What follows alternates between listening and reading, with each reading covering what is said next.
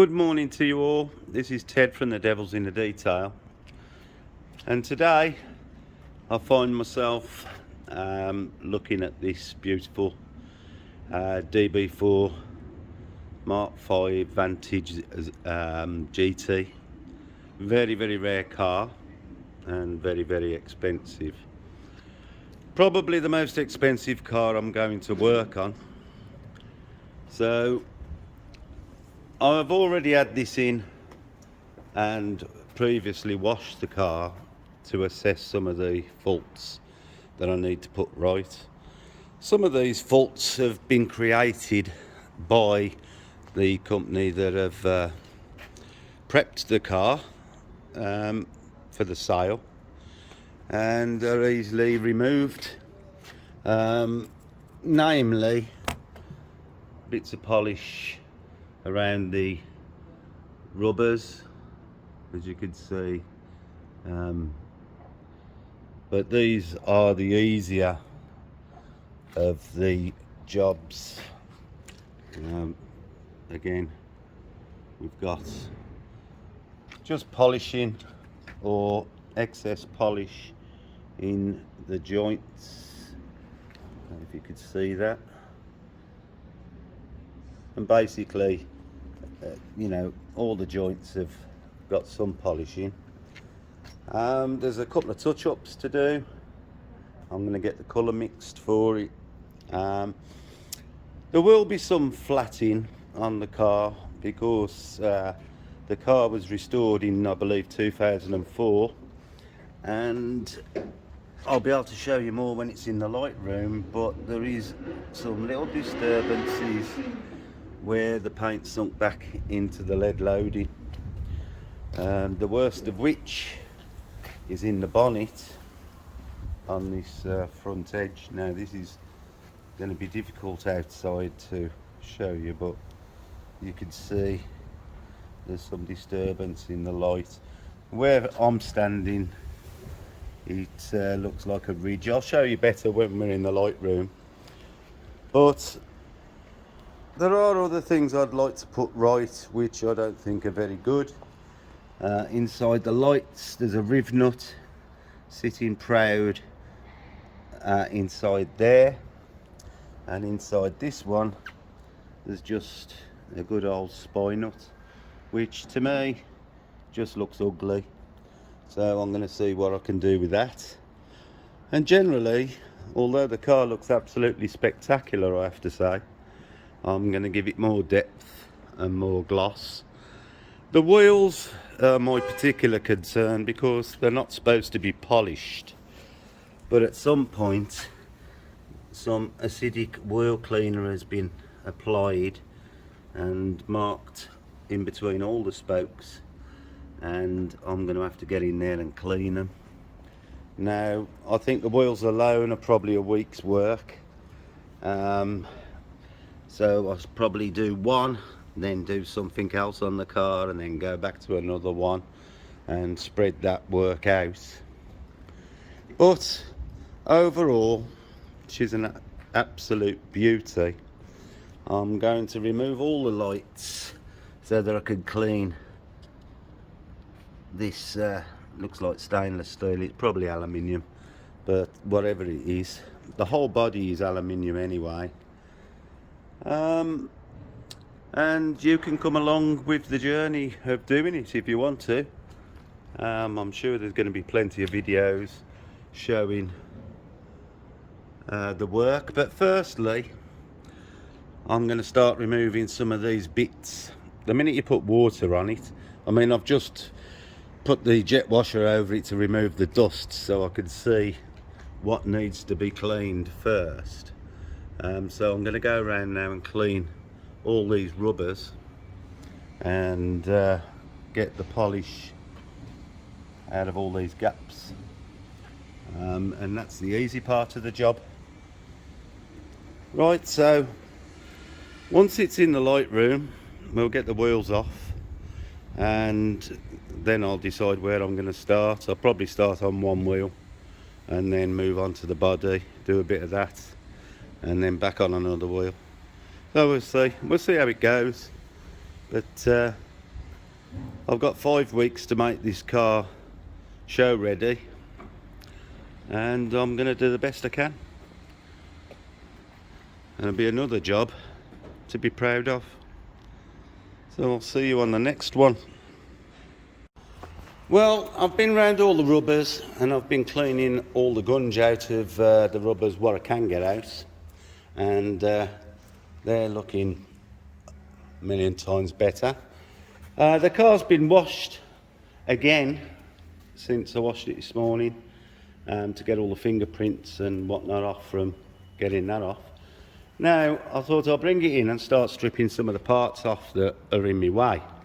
As you can see, there's loads of paste around this chrome moulding, so it looks like it's all one unit.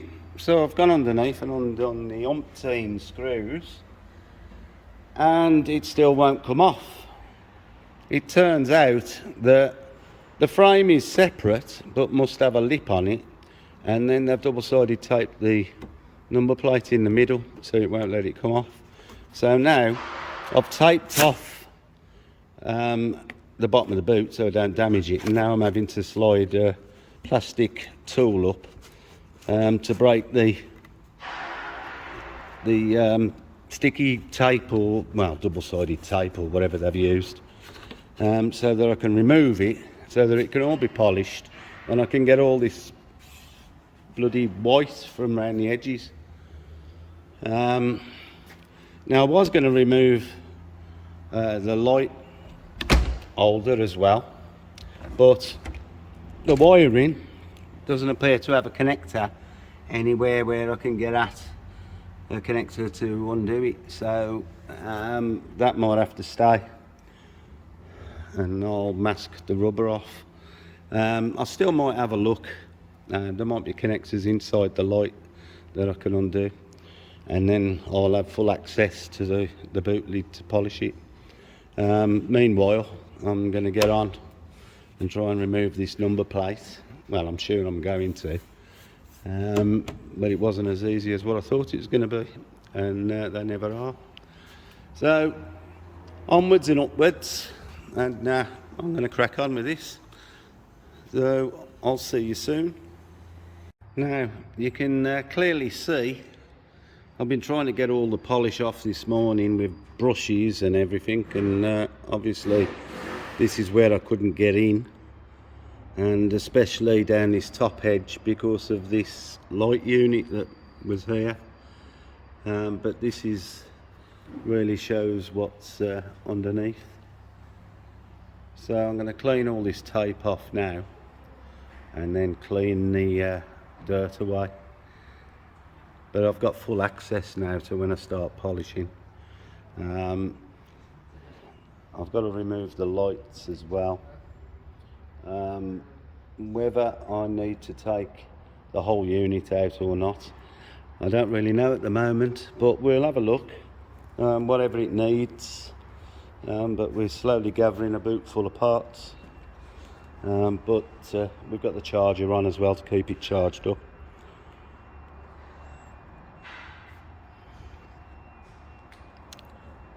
So I'm going to carry on stripping.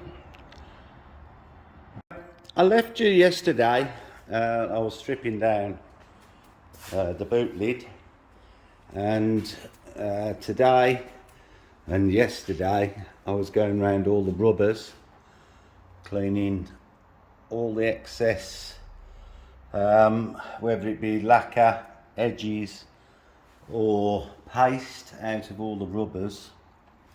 And I'm still at it today. I'm trying to remove all the excess sealer that is squeezed out in these mouldings all around the car. Wherever they've used sealer, it's squirting out. I've removed the headlight covers. Now this one was held on with a riv nut that wasn't even riveted. When I undone the screw, it fell off into the bowl. So these screws are not really the right thing, so I'm going to sort them out, make sure that we can't see anything like that's sticking out. You know, that's not acceptable. So I shall be going and getting some new stainless steel bolts or screws and making sure that the nuts are fixed at the back so that they can be removed, and we don't want to be able to see that through the glass. So that's where I'm at with that. But I've been really, what was bugging me was when you open the door, imagine that's what greets you, and you know, it just looks tired, and it shouldn't look tired on a car like this. And I've started to do the inside. I'm just moving up, and this trim here, it's got lots of black marks in it from where it's been scratched and stains. Now I'm going to polish all these and they'll be coated with ceramics to try and protect them for the future.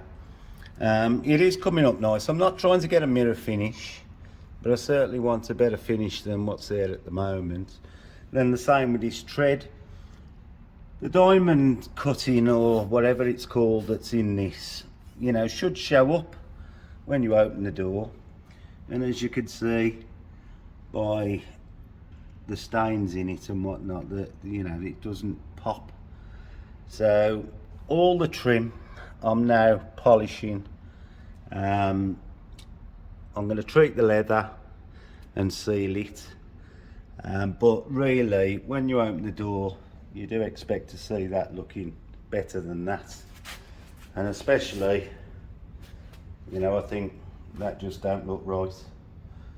So I'm going to concentrate. You know, this is not a quick process, but it is something that's going to make a big difference, I think, when it's done. So whatever time it takes, I'm spending doing that. Most of it's with fingers, and I've already caught the trim on my one nail.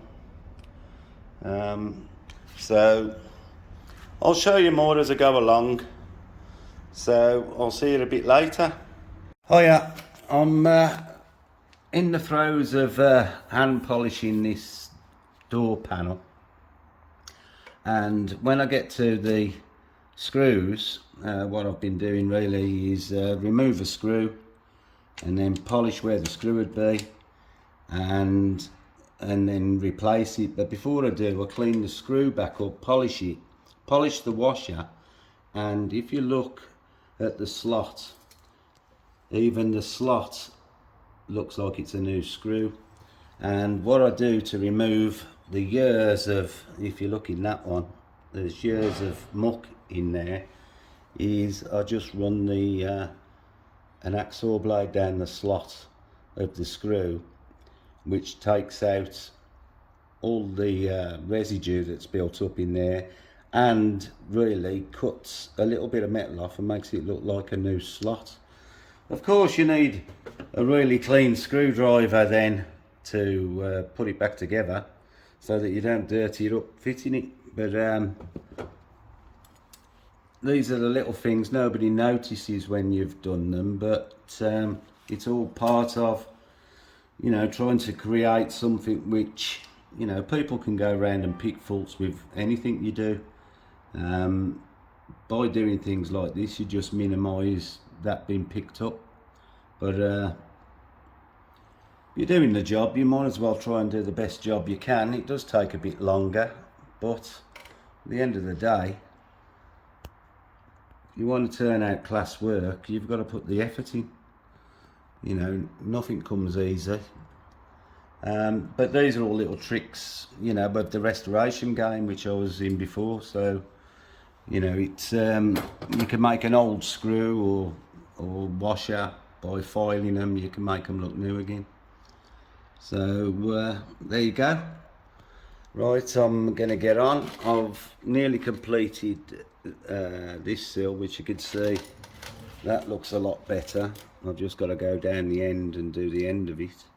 The inside of the door aperture looks a million times better, and as will this when this is done. Right, well, I'll crack on. I'm just going to start cleaning the driver's compartment. As you can see, it's not too bad at all, as you'd expect from a very recently purchased vehicle. So I'm going to get at this now, and I'll show you once I've done the work. Right, I'm on the interior, and I've just dressed these, and that's why they look a bit blotchy, but all been cleaned. I've just polished the dash. I was just doing cleaning the inside of the windscreen, and I noticed that the sun visors are looking a little bit on the grotty side on both sides. So it looks like I'm going to remove them and give them a polish. I can clean the perspex up at the same time and then refit them. So I'm going to remove them now, but the inside, I mean, it looks glorious anyway, but it still needs you know, cleaning and spoodling up a little bit. Once I've got these things done, I can start thinking about coating the leather. I'm going to use G-Technic L1. As always, the carpets will be smart fabric, but there's ample leather to clean, and I thought I might as well show the entrance area now that that's done to my satisfaction. It actually looks like you're stepping into something special now. I'm going to coat all these with ceramics, try and protect them a little bit and make it easier when I clean the car in the future, but it certainly looks better. Like an all way to the house, you want it to look nice as you step in, and it's a vast improvement. So I've still got the passenger side to do. At the moment I'm concentrating on everything on the driver's side, so I'll show you more later.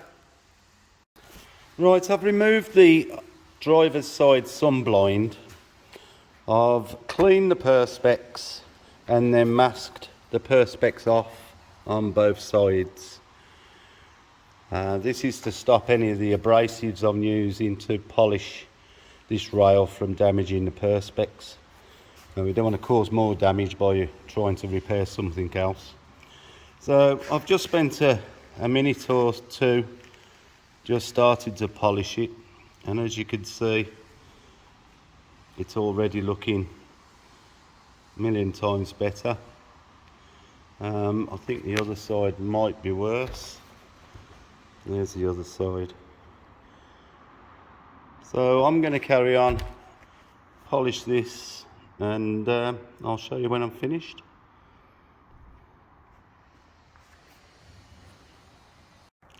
Well, here we are. It's probably taken 20 minutes all in to remove it and polish it, and these are the little details that probably go unnoticed, but when the brief is to make it look better than it did, these are part of the little things that actually matter. It matters to me anyway, because there's no need to leave it, you know, for the sake of 3 screws and a bit of elbow grease. So this is ready to be refitted now, and it looks a million times better than it did. So I'll be moving on to the passenger one, but you don't need to see that, it will be the same. So there you have it. We haven't caused any damage to the perspex, and it can go back on with it nice and clean and shiny. See you in a bit. While I was cleaning things, I've given the screws the same treatment as I did the door screws. Polished them up and cleaned the slot for the screwdriver out. But I think you'll agree that it's a vast improvement from that to that. Right, I'm going to take the other one out. It was easy to get them out, harder to line all the holes up, getting it back into the head lining. But well worth the effort. I'm pleased with that. Now let's do the same to this one. See you in a bit.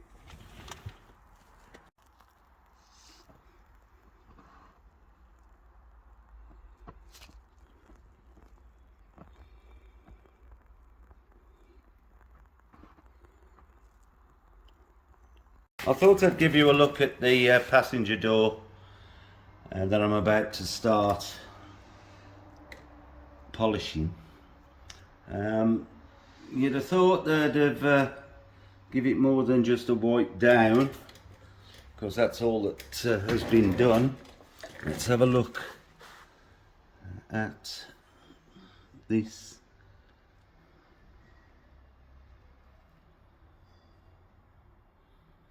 This side's a little bit tidier than the other side, but again, just looks dull and lackluster. So I shall start polishing it. I'm going to start by removing that screw and polish the top part and get that up. Then I'll put that screw back in after I've polished the washer and the screw, and then I'll remove the next screw. Like, I can't take both of these out because the catch would fall into the door, and I can't take them two out because the lock will fall into the door. So I'm just going to work round it and do one at a time.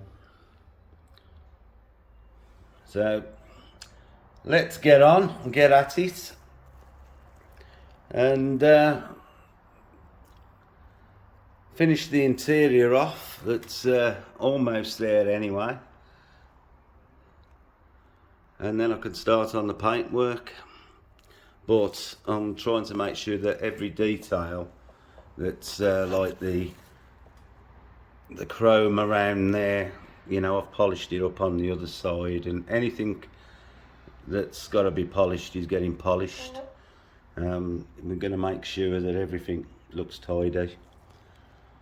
Like I says, we're not looking for a concourse finish, but I certainly want to get it better than it is.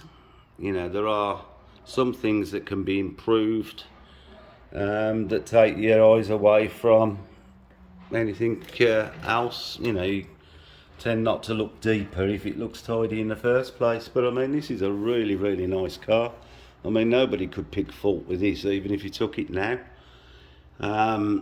You know, but I'm sure I can make it better. But it's all these little things that I want to make better, and then ceramic coat them so that it's protected a little bit. And I can always top the ceramic up when it comes for maintenance washes. Right, I'm going to start. You know, if I was good enough at filming, I'd film it while I was doing it. But there you go. See you later. Right, I'm near completion of the interior detail. All I've got left to do now is coat the leather with G-Technic L1 leather care, leather barrier or whatever it's called, and cleaned these two windows. Everything else is as good as I can get it, and I've finished doing the pillars and the rail sill cover. Every screw that I've removed has been polished, and the washers. So now it looks like you're getting into something special as soon as you open the door. So, although it's took a stupid amount of time to do it, I think it's been well worth the effort. The pile of microfibers that are now destroyed proves the point of how much polishing has been going on. So I'm very close now to being able to start doing some paint work before I start the wheels. I was going to start a wheel first, but after polishing all this I need a break from the finger rubbing.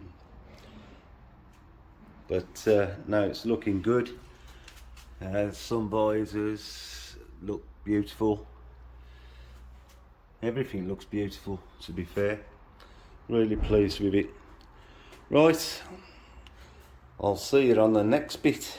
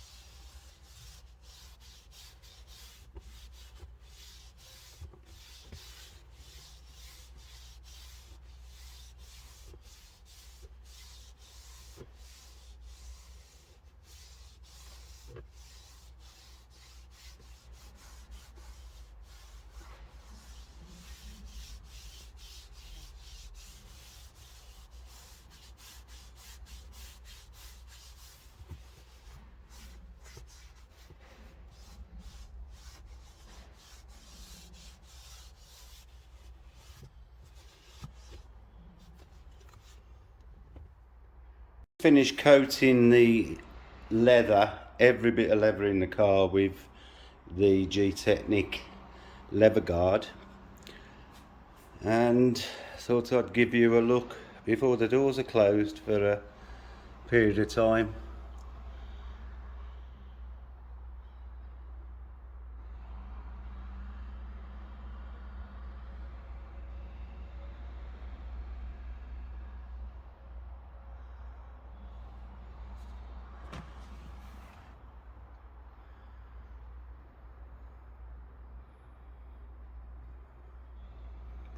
Wonder how many cows it took to make this interior.